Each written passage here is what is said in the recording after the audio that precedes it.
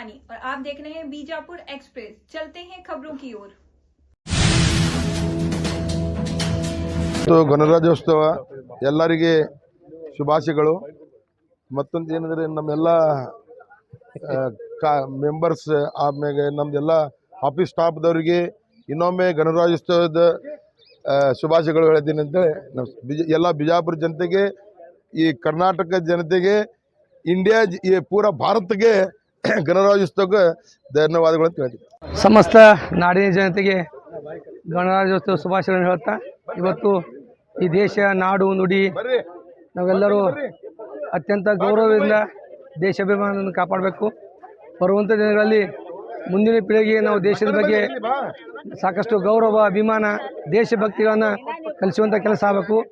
ಈ ದೇಶ ಸ್ವಾತಂತ್ರ್ಯ ಆಗಬೇಕಾದ್ರೆ ಅದೆಷ್ಟೋ ಲಕ್ಷಾಂತರ ಜನ ತಮ್ಮ ಜೀವನದಲ್ಲಿ ಬಲಿದಾನ ಮಾಡಿದ್ದಾರೆ. ಅವ್ರನ್ನ ಸ್ಮರಣೆ ಮಾಡಬೇಕು. ನಾವೆಲ್ಲರೂ ಪ್ರತಿ ದಿವಸ ರೈತ, ಸೈನಿಕ ಮತ್ತು ಈ ದೇಶದ ಮಡದವರನ್ನು ನಾವು ಸ್ಮರಣೆ ಮಾಡಿಕೊಂಡು ನಾವು ದಿನಾಲೂ ಊಟ ಮಾಡಬೇಕು.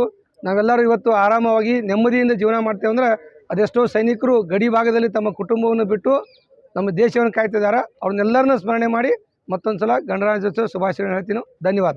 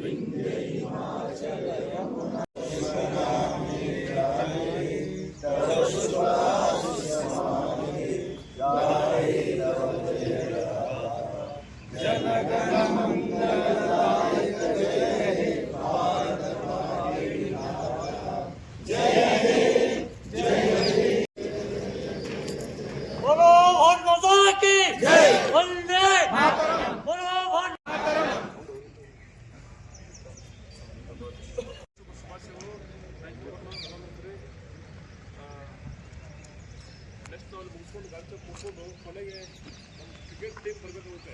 ಆಯ್ತು, ಎಲ್ಲರೂ ಯಾರೋ ಬರ್ತಾರೆ ಸ್ಟೇಡಿಯಮ್ಗೆ ಅವಾರ್ಡ್ ಕೊಡ್ತಾರೆ. ನಾವೆಲ್ಲ ಬಂದಿರ್ತೀವಿ. Okay, thank you.